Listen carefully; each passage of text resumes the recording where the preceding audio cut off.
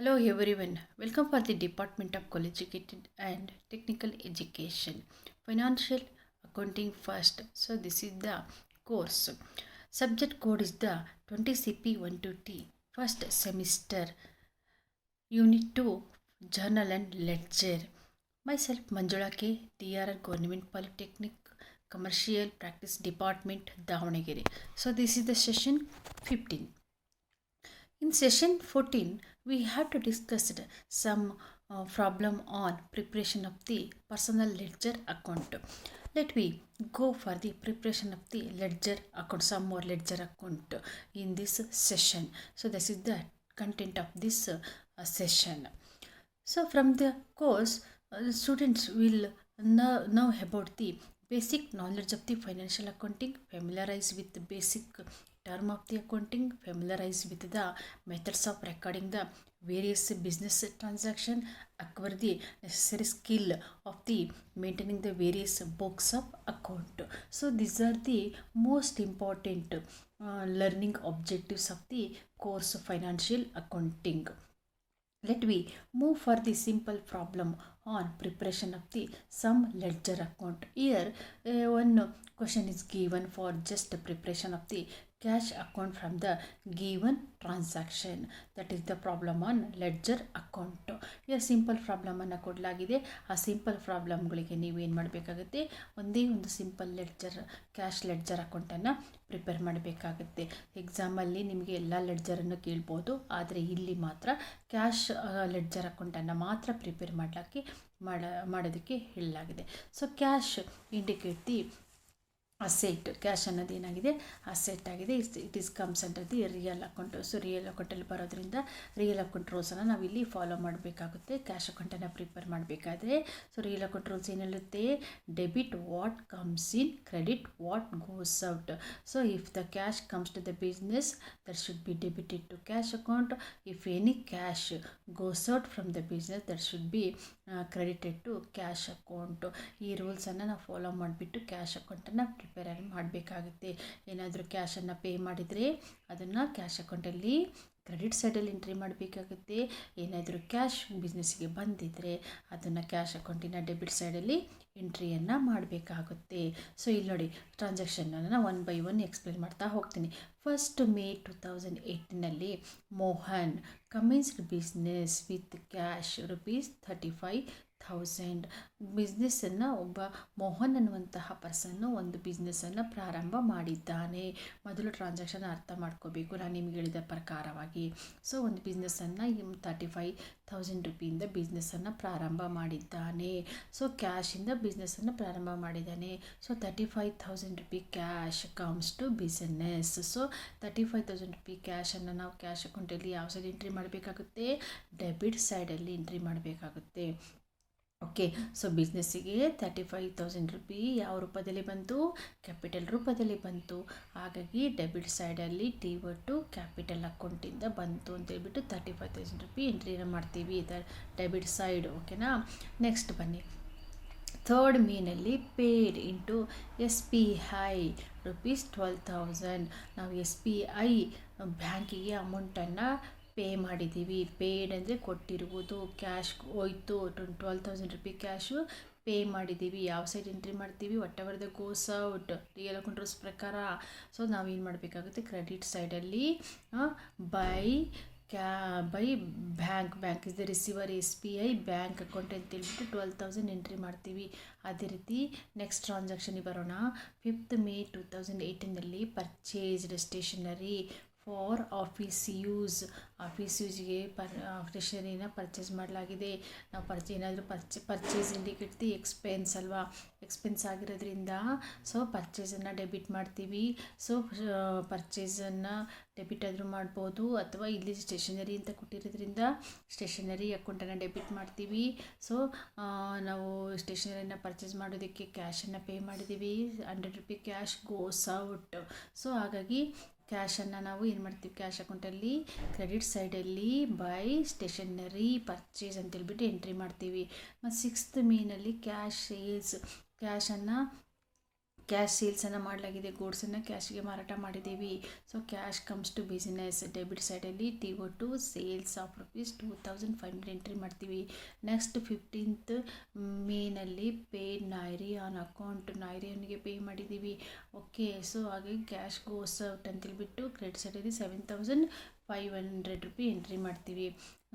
Next received from Quader, 18th ಮೇನಲ್ಲಿ ಕ್ಯಾಶನ್ನು ಪಡೆದಿದ್ದೀವಿ. Cash comes, so debit ಸೈಡಲ್ಲಿ TO2 Quader is the giver, so credit ಸೈಡಲ್ಲಿ ಖಾದೀರ್ ಅಂತೇಳ್ಬಿಟ್ಟು 4,000. So next transaction 21st May 2018 purchased tables and chair for his house ₹700. ಇಲ್ಲಿ ತನ್ನ ಮನೆಗೋಸ್ಕರ table ಚೇರನ್ನು purchase ಮಾಡಿದ್ದಾನೆ. So ಈ table ಚೇರನ್ನ purchase ಮಾಡೋದಕ್ಕೆ ಅವನು ಕ್ಯಾಶನ್ನು ಪಡೆದಿದ್ದಾನೆ ಬಿಸ್ನೆಸ್ಸಿಂದ. ಸೊ ಕ್ಯಾಶ್ ಗೋಸ್ ಔಟ್ ಅಂತೇಳ್ಬಿಟ್ಟು ಕ್ರೆಡಿಟ್ ಸೈಡಲ್ಲಿ ನಾವೇನಂತ ಮಾಡ್ತೀವಿ, ಅವನು ಸ್ವಂತ ಖರ್ಚಿಗೆ ಡ್ರಾ ಮಾಡಿರೋದ್ರಿಂದ ನಾವು ಡ್ರಾಯಿಂಗ್ ಅಕೌಂಟನ್ನು ಓಪನ್ ಮಾಡ್ತೀವಿ. So ₹700 cash goes out for his personal use ಅಂತೇಳ್ಬಿಟ್ಟು ಬೈ ಡ್ರಾಯಿಂಗ್ ಅಕೌಂಟ್ ಅಂತೇಳ್ಬಿಟ್ಟು ಕ್ರೆಡಿಟ್ ಸೈಡ್ ಎಂಟ್ರಿ ಮಾಡ್ತೀವಿ. 25th May received interest on investment. So cash comes to the business in terms of the interest on investment. So debit ಸೈಡಲ್ಲಿ TO2 interest on investment 200 ಅಂತ entry ಮಾಡಬೇಕಾಗುತ್ತೆ. 28th May 2018 paid commission to Nadar ಅನ್ನೋರಿಗೆ ಕಮಿಷನ್ನ ಕೊಟ್ಟಿದ್ದೀವಿ. It is the expense. So nominal rules ಪ್ರಕಾರ ನಾವು ಎಕ್ಸ್ಪೆನ್ಸನ್ನು ನಾವು ಏನು ಮಾಡ್ತೀವಿ, ಡೆಬಿಟ್ ಮಾಡ್ತೀವಿ, ಕ್ಯಾಶನ್ನು ಕ್ರೆಡಿಟ್ ಮಾಡ್ತೀವಿ. ಸೊ ಹಾಗಾಗಿ ಸೊ ಕ್ರೆಡಿಟ್ ಸೈಡಲ್ಲಿ ಕ್ಯಾಶ್ ಗೋಸ್ ಔಟ್ ಅಂತೇಳ್ಬಿಟ್ಟು BO ಬೈ ಕಮಿಷನ್ ಅಕೌಂಟ್ ಅಂತ 400 ಎಂಟ್ರಿ ಮಾಡಬೇಕು. Like that we have to prepare cash account from given transaction. So ಇಲ್ಲಿ ಕ್ಯಾಶ್ ಅಕೌಂಟ್ ಇದೆ. ಸೊ ಕ್ಯಾಶ್ ಅಕೌಂಟಿಗೆ ನೀವು ಲೆಡ್ಜರ್ ಫಾರ್ಮೇಟನ್ನು ಸಿಸ್ಟಮೆಟಿಕ್ಕಾಗಿ ಹಾಕ್ಕೋಬೇಕಾಗುತ್ತೆ. ಮೊದಲೇ ಹೇಳಿರುವಂತೆ ಹಾರಿಜೆಂಟಲ್ ಲೈನ್ ಹಾಕ್ಬಿಟ್ಟು ಟಾಪಲ್ಲಿ ಒಂದು T ಶೇಪಲ್ಲಿ ಈಕ್ವಲಾಗಿ ಡಿವೈಡ್ ಮಾಡ್ಕೊಳ್ಳಿ. ಅಂದರೆ T ಶೇಪಲ್ಲಿ ಈಕ್ವಲಾಗಿ ಡಿವೈಡ್ ಮಾಡಿಕೊಂಡು ಡೆಬಿಟ್ ಫಸ್ಟ್ ಪಾರ್ಟನ್ನು ಡೆಬಿಟ್ ಪಾರ್ಟ್ ಅಂತ ಹೇಳ್ತೀವಿ. ಡೆಬಿಟ್ ಸೈಡಲ್ಲಿ ಡೇಟನ್ನು ಹಾಕೋಬೇಕು, ಡೇಟ್ ಕಾಲಮನ್ನು ಹಾಕ್ಕೋಬೇಕಾಗುತ್ತೆ, ಪರ್ಟಿಕ್ಯುಲರ್ ಅಮೌಂಟ್ ಕಾಲಮನ್ನು ಮತ್ತು ಜರ್ನಲ್ ಫೋಲಿಯೋ ಕಾಲಮನ್ನು ಹಾಕಬೇಕು. ಡೇಟು ಮತ್ತು ಕ್ರೆಡಿಟ್ ಸೈಡಲ್ಲಿ ಡೇಟು ಪರ್ಟಿಕ್ಯುಲರು ಮತ್ತು ಅಮೌಂಟನ್ನು ಎಂಟ್ರಿಯನ್ನು ಮಾಡೋಕ್ಕೆ ಹಾಕ್ಕೊಂಡಾದಮೇಲೆ ನಾವು ಫಸ್ಟ್ ಹೇಳಿದ ಪ್ರಕಾರ commenced business with cash ₹35,000 cash comes to business ಅಂತೇಳ್ಬಿಟ್ಟು ಡೆಬಿಟ್ ಸೈಡಲ್ಲಿ ಫಸ್ಟ್ ಮೇ ನೋಡಿ, ಡೆಬಿಟ್ ಸೈಡಲ್ಲಿ first May 2018 TO2 capital account ಅಂತ ಎಂಟ್ರಿ ಮಾಡಿದ್ವಿ. ಓಕೆ, ನೆಕ್ಸ್ಟ್ ಥರ್ಡಲ್ಲಿ paid into the SBI bank. SBI ಬ್ಯಾಂಕಿಗೆ ಪೇ ಮಾಡಿದ್ದೀವಿ. Bank is the receiver. So ₹12,000 cash goes out to the bank. So ಅಲ್ಲಿ 30 ಕೆಳಗೆ ಬಂದಿದೆ, ಅದು 12,000. So paid into the SBI bank cash goes out ಅಂತೇಳ್ಬಿಟ್ಟು credit side entry ಮಾಡಿದ್ವಿ.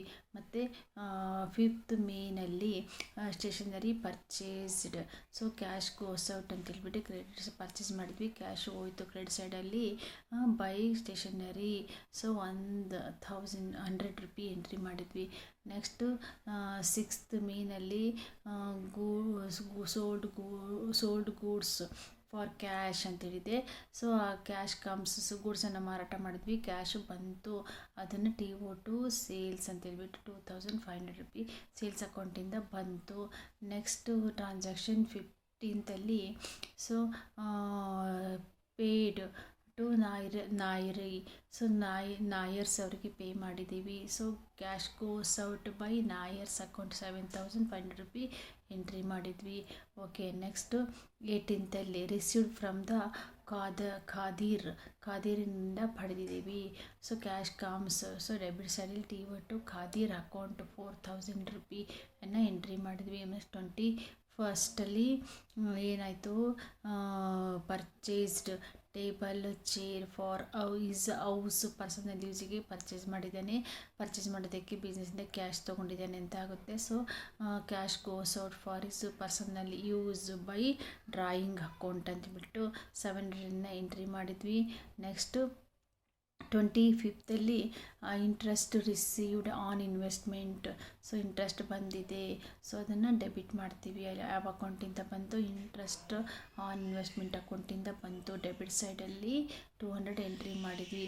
Next credit ಸೈಡಲ್ಲಿ ಏನಾಗಿದೆ, 28/5/2018 ಕಮಿಷನ್ ಪೇಯ್ಡ್ ನಾದೀರ್. ಸೊ ಕಮಿಷನನ್ನು ಪೇ ಮಾಡಿದ್ದೀವಿ. ಸೊ ದಟ್ ಈಸ್ ಎಕ್ಸ್ಪೆನ್ಸ್ ಆಗಿದೆ. Cash goes out by commission account. ಕ್ಯಾಶನ್ನು ಪೇ ಮಾಡಿದ್ವಿ ಕಮಿಷನ್ ಅಕೌಂಟಿಗೋಸ್ಕರ. ಕಮಿಷನಿಗೋಸ್ಕರ 400 ರೂಪಾಯಿ ಎಂಟ್ರಿ ಮಾಡಿದ್ವಿ. ಎಲ್ಲ ಟ್ರಾನ್ಸಾಕ್ಷನ್ನು ಆದಮೇಲೆ ನಾವು ಯಾವ ಸೈಡ್ ಜಾಸ್ತಿ ಇದೆ ಅನ್ನೋದನ್ನು ನೋಡಬೇಕಾಗುತ್ತೆ.